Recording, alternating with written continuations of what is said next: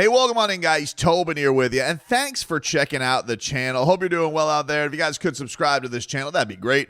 Hit that like button, comment. You guys know the deal. Tobin and Leroy also, weekdays 10 a.m. to 2 p.m. live on the WQAM YouTube channel. We had, for the Dolphin fans out there, we had Kenneth Grant's defensive line coach from the Michigan Wolverines this week. Leroy pulling some last-minute Michigan strings, and he was awesome. Lou Esposito. So that's up on that YouTube channel now.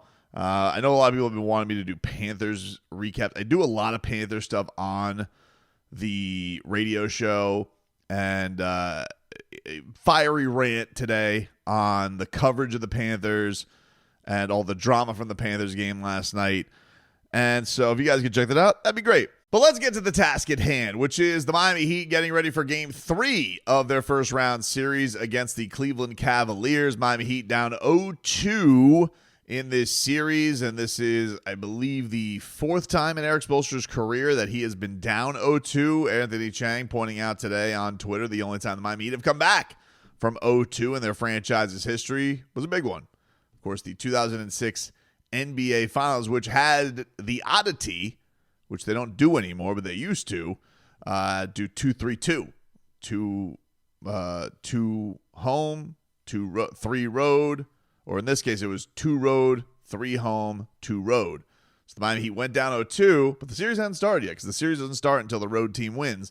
Miami then took it back home, won 3 straight. Avery Johnson, of course, like the genius that he was, wouldn't stop double teaming Shaq, and also decided to move the hotel from like Miami to Fort Lauderdale. None of it worked. And there was, of course, the leaked parade route that came throughout for all you kids out there.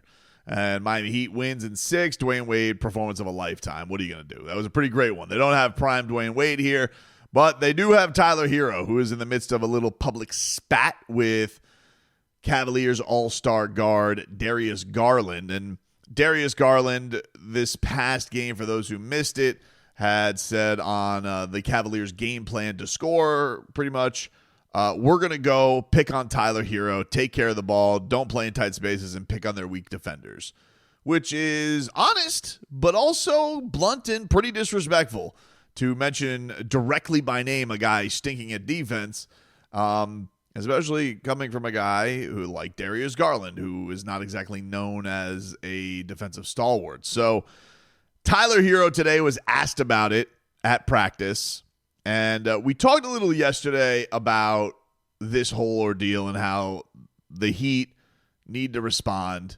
And I was referring more to the game more so than the words, although I figured he was going to be asked about today. I actually kind of thought he was going to no-sell it, but no, there was some pretty biting quotes there on Darius Garland. And so here is what Tyler Herro had to say. This is from Barry Jackson of the Miami Herald. He was asked about a response, and Herro said, quote, "The game plan is the game plan. There was some back and forth between me and Darius Garland on the court.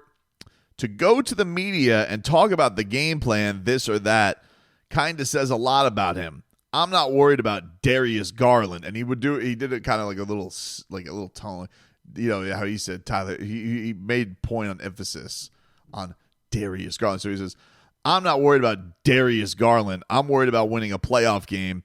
That's what we came back to Miami to do, to win 2 at home. I'm not too concerned with what Darius Garland has to say about me." And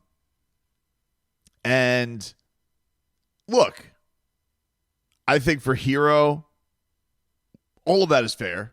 It isn't like it says something. Like, obviously something happened in that back and forth. And I mentioned this when I was talking about this in the last video. Something must have happened on the court that annoyed Darius Garland about Tyler Herro. I noticed it at there was a free throw going on, and those two were kind of jawing back and forth, but it wasn't animated, but you could see it looked pretty intense that they were going back and forth with something. But Tyler Herro's not exactly who he was when he walked into the league, as far as like Tyler Herro when he walked into the league. There's a reason in the lyrics of I Love Tyler Herro that I wrote, has the best drip, talks the best shit, because Tyler Herro was a notorious talker on the court as a young lad. He was doing it in like preseason games against the Magic. He said that I remember asking him as a rookie, I said, do you like to just talk up your game like I'm him, or do you like to say bad things about others? He goes, I like to trash others. This was a young 19-year-old Tyler Herro. Definitely eased up on it, and as I've obviously been through a lot of adversity, but I don't necessarily have a problem with anything Tyler Herro has put out there with the media today. Because Darius Garland was the first one to throw the first haymaker publicly. So it was, but it didn't stop there. He was asked, is this the type of comment that Garland made inappropriate for a player to say about another player? He said, quote, it's cool. At the end of the day, it's competitive, but somebody who doesn't play defense shouldn't be talking. He don't play any defense.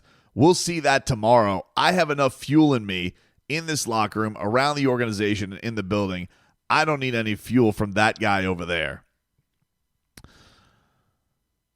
Yeah, right, dude. Like, of course that's fuel to the fire. Like, I know the stakes are high, and it's the playoffs and the Miami Heat, and certainly Tyler Herro wants to prove things in the playoffs in this era.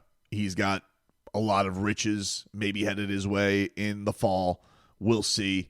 But of course it does. But of course, like, how many guys are mentioned by name like that? That's very disrespectful. And he, quite frankly, has been picked on, not even just on the court, but just in the media, in the scope of the strategy, all of that stuff. We all know it. We all recognize it. But for one of your peers, your all-star peers, to go out there and just throw it out there to the world, and especially when you're not exactly shutting him down, it's understandable why that would piss him off. But here's the thing for Tyler, and echoes a little bit of what I was talking about last night with him and Bam, is that, look, this is all going to be a footnote. You guys can be as pissed off as you want, but you need to do something about this on the court. It's one thing to be pissed. I don't have a problem with you responding. I don't have a problem with you being pissed off, because they're the ones who threw the first chirp at this stuff. But I need to know those guys can actually respond. And I think this is a big test for him and for Bam in the case of, like, what are you going to do about this? Okay, it's one thing to say something about it, and I understand your right to be pissed off. I'll give you guys an example, since you guys want some Panthers. Some of you guys want some Panthers stuff, but I'll give you an example with the Panthers, right? The Florida Panthers right now are dealing with a controversy, for those who are not hockey fans, because their star player, Alexander Barkov, was knocked clean out yesterday by Brandon Hagel from the Tampa Bay Lightning. And he was nowhere near the puck and just blasted him. And if you're not a hockey fan, you may say, what's the big deal, Tobes? Hockey. Alexander Barkov is not known as one of the instigators of the team. He is actually known as like one of the game's gentlemen. He is a behemoth. He plays two-way hockey. He does not fight. He does not celebrate. It's kind of a Finnish thing. And he's also, by the way, for Heat fans who don't know about Bart, he's a monster Heat fan. There was at one point Dwayne Wade jumped over Alexander Barkov, clipped him in the head. It was kind of a cool thing. He'll sit like courtside at FAU basketball games. Barky loves hoops. Visited Eric Spoelstra this year with Anton Lundell. I spoke to Anton about that. I think that's somewhere on the channel. You guys can go look that up. But I say all this because Barkov got taken out by a dirty hit. All right. And they called the penalty. I don't know what's going to happen to Hagel as they're doing this. There's supposed to be some review or something like that. But I have no doubt in my mind that the Panthers are going to get retribution for that. And whether that be on winning games or kicking somebody's ass, they are a team filled with pit bulls and piranhas. And they're also the most talented, one of the deepest teams in the league. They're the defending champs. And you just have no doubt in your mind, hey, you don't get to do that to our captain without there being consequences. And so I say that to bring it back to the Miami Heat and this era that they're in right now, this post-Jimmy Butler era. When something happened, right? Remember Duncan Robinson taking a cheap shot from Chris Paul? There were consequences. Like, he was going to do something about that. And look, it didn't end with a championship, but we remember if there was some chatter going on from who was that dude? Grant Williams, Jimmy Butler getting into his face. Like, Jimmy Butler would not stand for that stuff. Okay? And this is kind of a moment here for Bam and Tyler where, yes, they've had good competitive games against guys. And I think Bam brought a little bit of that when Jimmy came back here. I think Bam really, like, Jimmy sucked in that game. And Bam brought it to him. Specifically, like, taking that matchup personally. This is one of those days where it's like, hey, you can be pissed off, and I have no problem with the response of the media. But what are you going to do about this on the court to make this mean something? Because if you guys get swept or even gentlemen swept and there's no fire back from this and you just go off grumbling to Cancun, it's just kind of going to be a footnote. It's not going to be remembered up until, I guess, the Heat get reinforcements for you guys to do it. But for right now, I am very curious to see tomorrow at 1 o'clock what Tyler can do about this, because yeah, his name has been dragged through the mud, and I'd love to see a rise up and response from Tyler Herro. Bam Adebayo, he also said that players who make comments like that, quote, cannot hide. He said what he said. We all take that personally. I already have respect for Tyler Herro. He walked in like, I'm a bucket with swagger, and you've seen how he progressed. The media throwing his name in the mud. He's fragile. Even our president went at him before. It's definitely made him tougher and have thick skin. And, of course, Bam referring to what Pat Riley has had to say. And, yes, look, I don't think Tyler Herro is a mentally weak player. I do not. Just so we're clear. I don't think Tyler Herro is a mentally weak player. I think, and I said this coming into this year, it was very noticeable that nothing bothered him. Now, he wasn't in as many trade rumors this year, but I also just thought there was a happiness to Tyler Herro. He looked unburdened coming into camp this year, and I thought that really went into his play. I think the Jimmy thing took its toll on Bam and Tyler a little bit, because I think they were both a little blindsided that Jimmy would tank it like that. I remember the games where Jimmy and Tyler joking about who's 1A, who's 1B. It was all very chipper. But I do agree with Bam that he has grown a thicker skin. But this is one of those things where I don't even think you can't even. This isn't even like one of Darius Garland. This is Darius Garland directly, a man you go on the court against, and he's saying this to the media. This is an okay thing to say verbally, but I hope Tyler Herro can make this mean something, because I know if this was the Panthers, I know this is the team in Sunrise, there would be consequences for comments like this, and I have no doubt in my mind that those consequences would be paid back to my opponent. And this is an interesting stand. I'm not going to echo everything that I said last night on this, but this is going to be an interesting stand for Boy Wonder, for Bam Adebayo sticking up for Boy Wonder, and seeing what this Heat team can do. I know that Andrew Wiggins had also said, I saw some quotes, he's got to be more aggressive. Yeah, you're damn right you got to be more aggressive, dude. There can't be this whole leaning back for 3/4 of the game like you've been doing most of your Heat tenure.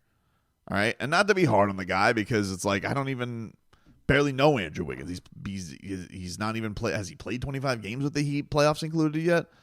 So I don't mean to be like a prick about it, but yeah, we need to see some aggression from Andrew Wiggins, and we need to see what he can do and bring forth being a offensive hub for them. Didn't expect when this trade happened that Davion Mitchell was going to be the best scorer out of the bunch. I'm happy about it. Davion Mitchell has been amazing, and he's been, I think, has grown into a quick fan favorite in a lot of Heat fans' eyes. But it certainly is not a guy who comes with the credentials that Andrew Wiggins does, and you've yet to see it. So huge Game 3 coming up. Cannot wait for it. Excited about it. Boots on the ground. Hope to see you guys there. We'll, of course, have all the recap stuff right here on the channel. And we'll see if the Miami Heat could actually make this a series, or if we could start, throwing up the plans for the offseason already.